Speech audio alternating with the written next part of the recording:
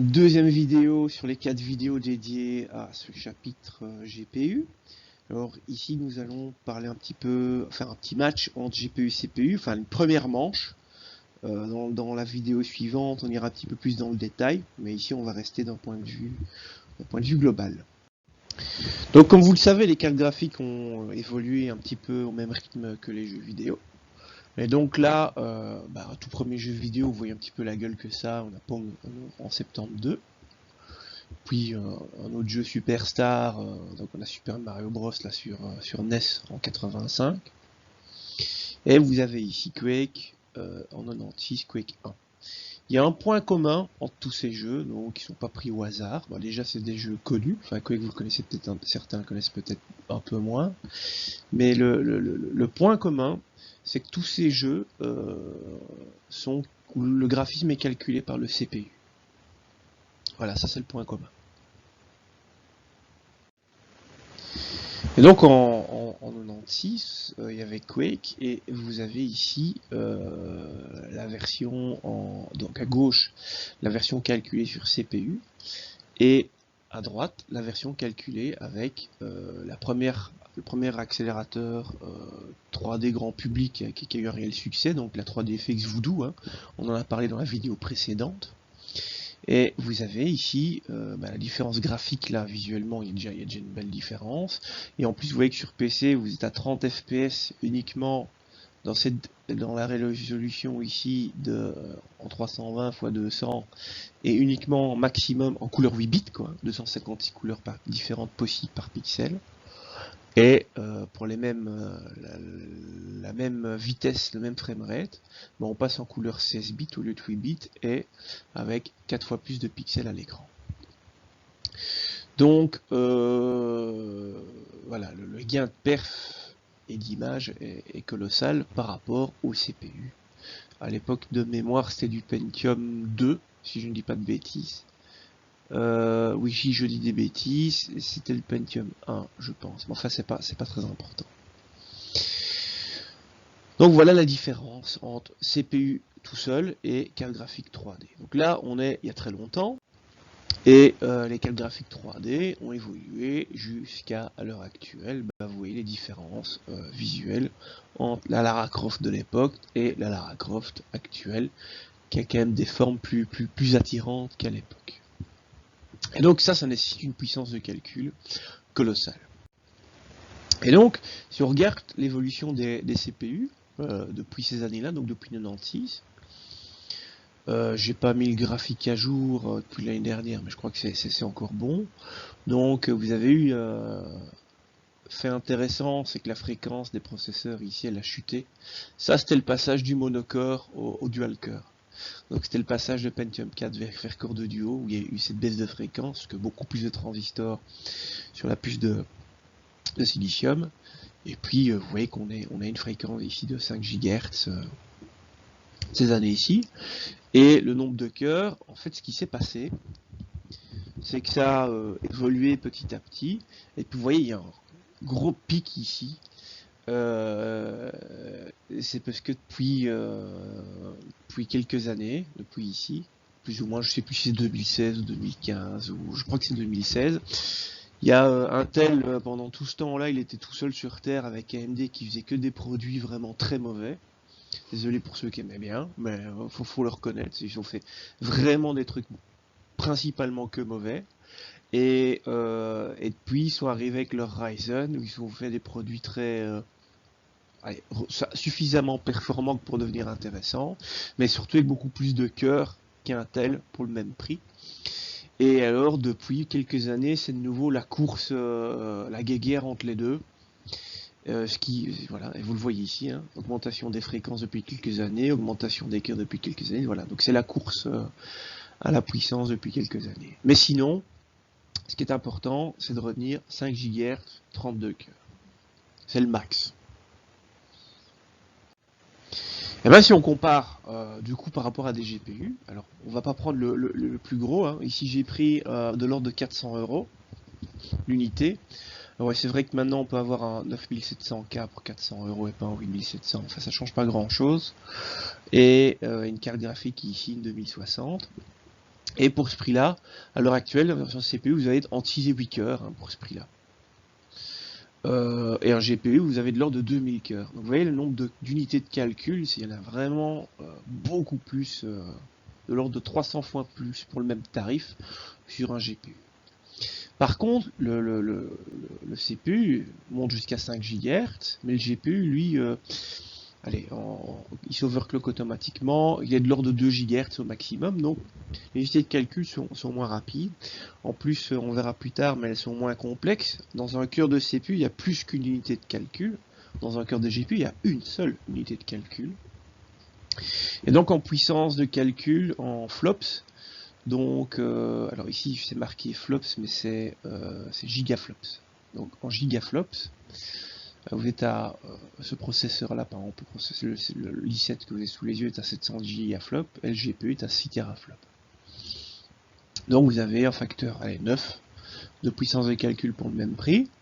L'efficience, par rapport à la consommation électrique, on a un facteur 6 pour les GPU, donc ils sont 6 fois plus efficaces sur le papier toujours. Hein. Et aussi la bande passante de mémoire, donc les débits en gigaoctets par seconde. Un CPU en dual channel actuel, c'est de l'ordre de 40 gigaoctets seconde de l'accès à la RAM.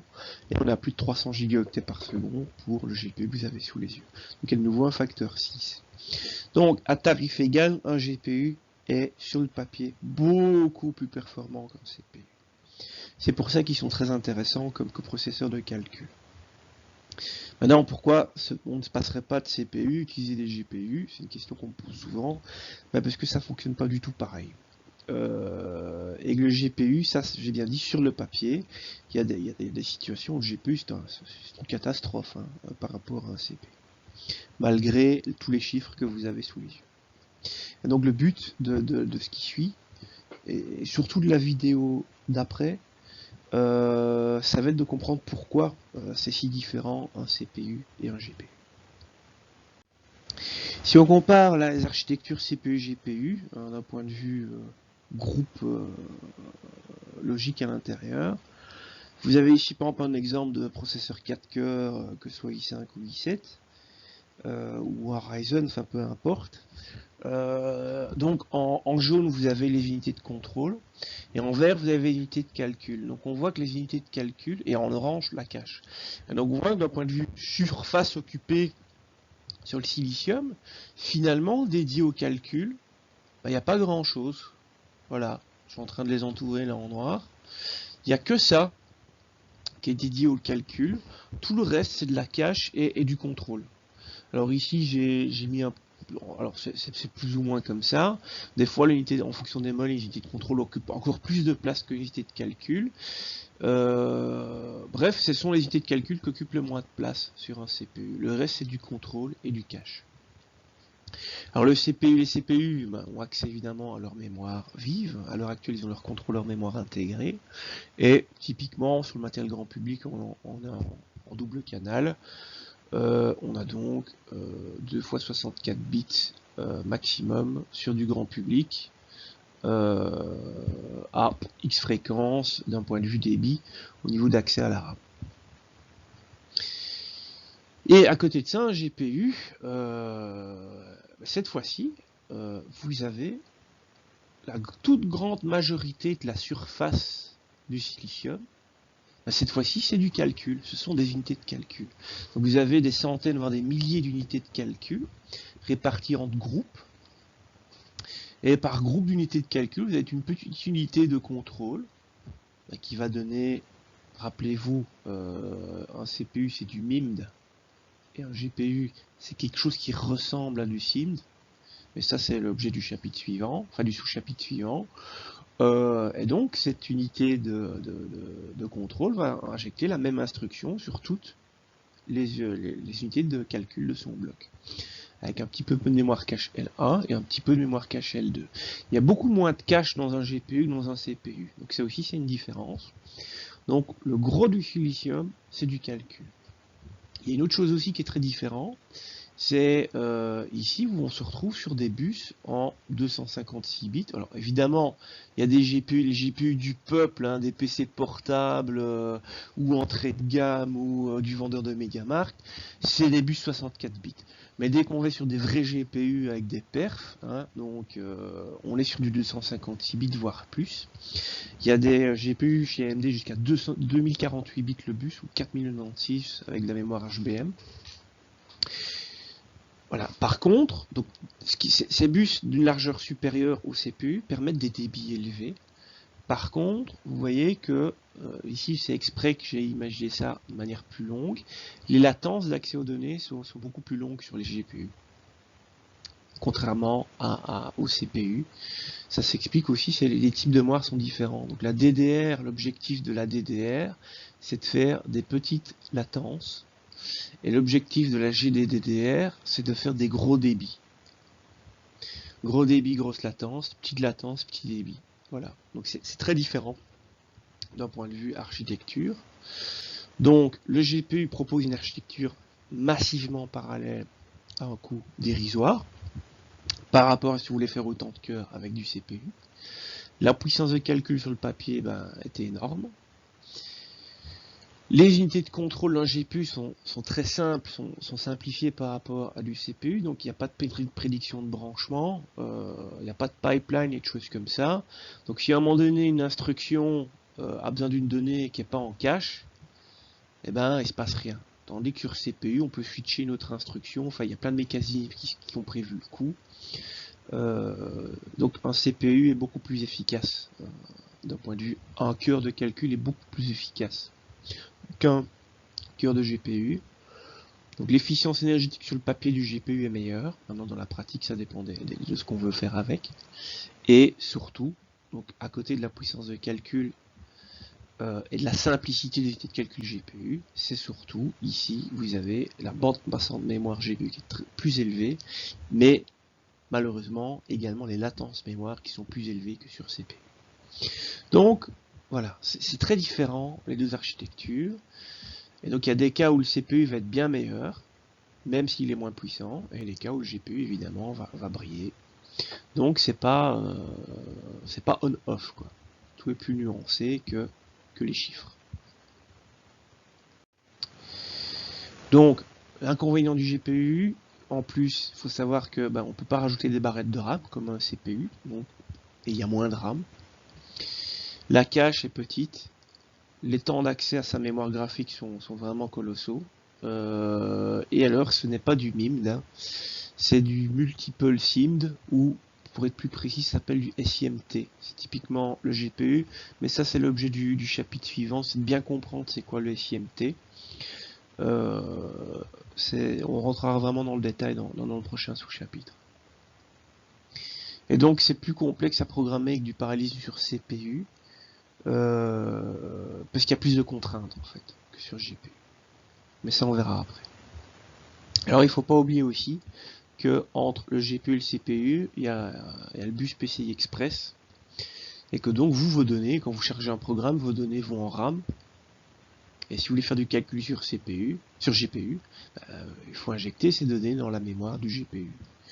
Et ce bus PCI Express, il n'est pas très rapide. Et donc il y a un goulot d'étranglement qui se passe là. Donc si votre GPU fait pas beaucoup de calculs, mais a besoin de beaucoup de données, ça va pas être intéressant parce que vous allez être bridé par les transferts ici. C'est pas du tout le cas dans le jeu vidéo, hein. Dans le jeu vidéo, le GPU fait beaucoup de calculs avec peu de données, donc le PCI Express n'a pas d'impact. Vous prenez un PCI Express qui a 10 ans, vous n'allez pas brider énormément les perfs par rapport à toutes les dernières générations.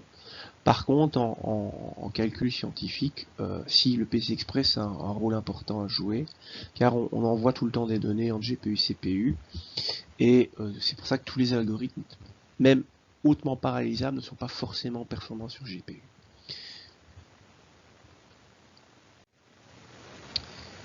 Alors, d'un constructeur à l'autre de GPU, donc à l'heure actuelle, en PC, il y en a 3. Il y a Nvidia, AMD et Intel. Il y a aussi Matrox, mais ils font pas vraiment de la 3D. En GPU, il n'y a pas que PC, il y a également tout ce qui est smartphone et console, donc ce ne sont pas les seuls. Mais on va rester ici dans tout ce qui est PC et serveur. Donc ici il y en a 3. Et donc d'un constructeur à l'autre et même d'une génération à l'autre, l'architecture peut changer. Maintenant il y a quand même des choses communes qui reviennent systématiquement. Les principes généraux ils sont similaires entre tous les constructeurs.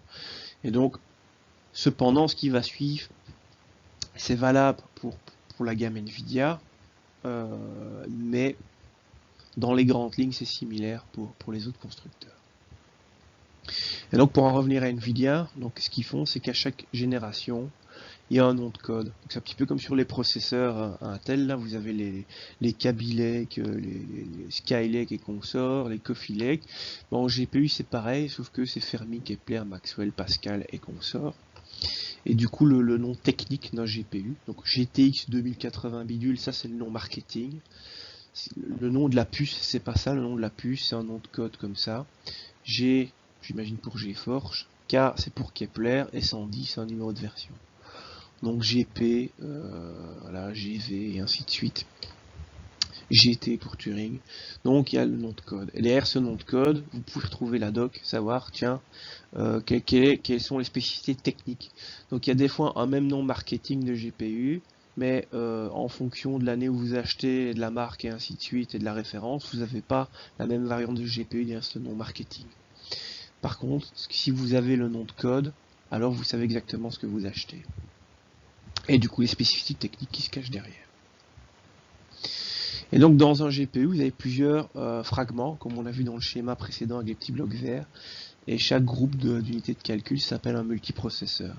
Et depuis une petite dizaine d'années, ces multiprocesseurs sont indépendants, donc ils peuvent exécuter. Donc chaque cœur tous les unités de calcul d'un multiprocesseur doivent exécuter la même instruction, mais les multiprocesseurs, l'un par rapport à l'autre, peuvent exécuter des instructions différentes. Voilà, et donc ce multiprocesseur est composé de plusieurs unités de calcul.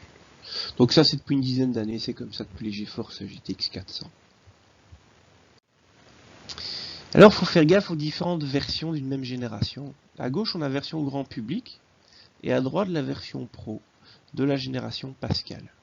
Dans les deux cas, c'est quasi le tout haut de gamme. Bon, ouais, en grand public, il y a un modèle au-dessus, mais bon, c'est pas dramatique. Et donc, ce qu'on constate, donc c'est à chaque fois un multiprocesseur. C'est pas tout le GPU que vous avez les yeux, c'est qu'une partie. Et donc, dans un multiprocesseur grand public, vous avez ici les petits carrés verts sont les unités de calcul 32 bits. Donc ça, c'est les unités de calcul 32 bits. Et on en a donc 32.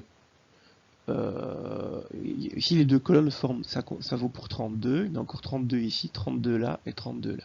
Ce qui fait qu'il y en a 128 en tout. Hop. Donc il y a 128 unités de 32 bits. Par contre, pour la même génération, mais la version professionnelle de ce multiprocesseur, il y a 64 unités de 32 bits. Donc pour un même nombre d'unités de calcul dans le GPU, j'ai donc 2 fois plus de multiprocesseurs ici en gamme pro qu'en gamme grand public. Comme les multiprocesseurs sont indépendants les uns des autres, ça veut dire que la gamme pro, pour un même nombre d'unités de calcul, pourra exécuter 2 fois plus d'instructions différentes en même temps, étant donné qu'il y a 2 fois plus de multiprocesseurs dans le GPU, vu que un multiprocesseur compte moins d'unités de calcul que pour le grand public. C'est une règle de 3, hein. Donc vous repassez la vidéo à ralenti, vous notez les chiffres, et vous verrez que ma phrase est correcte. Ça c'est un truc. Mais c'est pas le truc le plus important que je voulais vous montrer ici. Le truc le plus important, donc là on a compté les unités 32 bits, c'est que si on regarde ici, là, c'est peut-être pas flash, je vais peut-être prendre de l'orange, voilà, ici, vous voyez, ça c'est l'unité 64 bits. Donc dans le GPU professionnel, on a donc 128 unités 32 bits, mais seulement 4 unités 64 bits. Voilà, il n'y en a que 4. Donc il y a un facteur 32. Ce qui veut donc dire, dans votre algo, vous allez faire un traitement sur un vecteur de float. Les floats, c'est 32 bits. Et puis vous allez vous dire, oh j'ai besoin d'un petit peu plus de précision, vous allez changer le type de données et passer à du double pour être en 64 bits, et bien tout d'un coup, votre algo va s'exécuter 32 fois plus lentement sur le même matériel. À cause de ça, simplement, il y a beaucoup moins d'unités de calcul 64 bits dans un GPU. Donc c'est pas du tout comme les CPU. Les CPU sont pas embêtés, ils ont des unités 64 bits partout, enfin presque partout. Vous voulez faire un calcul 32 bits, bah, c'est une unité de 64 bits qui fait, voire peut-être même va gérer deux valeurs de 32 bits en même temps, tandis qu'ici pas. 32 bits en GPU c'est sur unité 32, et si c'est 64 c'est sur unité 64. Et si on compare à la gamme Pro, bah dans la gamme Pro vous avez 32 unités en 64 bits. Donc là, vous avez le GPU qui est seulement 2 fois plus lent quand on passe de float à double. Qui quelque part est cohérent parce que, étant donné que les données sont 2 fois plus grosses, c'est compréhensible. Donc, faites gaffe, le matériel grand public et le matériel pro, il y a des différences. Et la différence se situe principalement vis-à-vis des unités de calcul 64 bits. Et donc, quelque chose qui dépote sur un GPU Pro bah, peut être super lent sur un GPU grand public. Voilà, c'est là où ça diffère fortement. Alors au niveau des gammes, donc pour le peuple, les gammes, bah, ça s'appelle GeForce et Radeon chez AMD. L'idée, c'est que ces gammes sont optimisées pour DirectX, Vulkan et consorts, et un petit peu bridé pour certaines applications en OpenGL. Donc l'idée c'est que vous avez plusieurs gammes pour les pros. Il y a les pros qui veulent qui font du graphisme. Donc typiquement la gamme pro c'est Quadro ou Radeon Pro ou FireGL ou Fire Pro. Chez AMD ils changent tout le temps les noms des trucs, c'est un peu casse-couille. Je sais pas, ils renouvellent leur marketing tous les 2 ans, j'en sais rien. Bref, ici l'idée c'est qu'ils optimisent leur driver à fond pour les logiciels professionnels qui exploitent généralement OpenGL comme Maya, SolidWorks et consorts. Et dans les GeForce, là les perfs sont bridés. Et donc c'est pour justifier l'achat de matériel pro beaucoup plus cher. C'est comme ça qu'ils travaillent. Donc, ce sont les mêmes cartes. Techniquement, c'est les mêmes GPU. En fréquence un petit peu plus basse pour augmenter la fiabilité des quadros. Et avec de la RAM de meilleure qualité, souvent en ECC pour les quadros. Mais ça ne justifie pas des prix x5 ou x6. Ce qui justifie la différence de prix, c'est le travail fait sur les drivers graphiques et le bridage effectué sur les GeForce. Ça permet d'éviter aux gens d'acheter des cartes graphiques bon marché pour travailler. C'est la même politique chez AMD que chez Nvidia. Sinon, pour le calcul pur, il y a une gamme, ce sont les Tesla, et de nouveau chez AMD des noms random en fonction des années. Sur lequel il n'y a même pas de sortie graphique. Et là, ce que je vous montrais sur le calque précédent avec le nombre d'unités de 64 bits, c'est sur les gammes Tesla où ils avaient plus d'unités 64 bits, ce qui justifie des prix et des tarifs de malade 10 fois supérieurs. Il y a des cartes graphiques à 25 000 € pièce, ça existe. Donc c'est assez impressionnant les tarifs que ça peut atteindre. Et alors on a de la RAM aussi de meilleure qualité. Et il existe encore une 4e catégorie. Là, à ma connaissance, je crois qu'il n'y a pas de gamme chez AMD pour ça.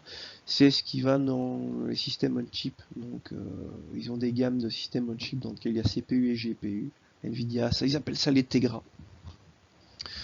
Bref, c'est pour l'embarquer, ça c'est pas important ici, mais faites gaffe à ces différences. Donc GeForce c'est grand public pour le jeu vidéo, Quadro sont des drivers optimisés pour les logiciels d'édition graphique, et Tesla sont du hardware optimisé pour le calcul scientifique et surtout pour le 64 bits à des tarifs assez impressionnants. Et donc ceci termine un petit peu la vidéo d'introduction au CPU vs GPU. Par contre, là, dans la suivante, on va rentrer vraiment dans le détail du paradigme de fonctionnement des GPU, qui est le SIMT.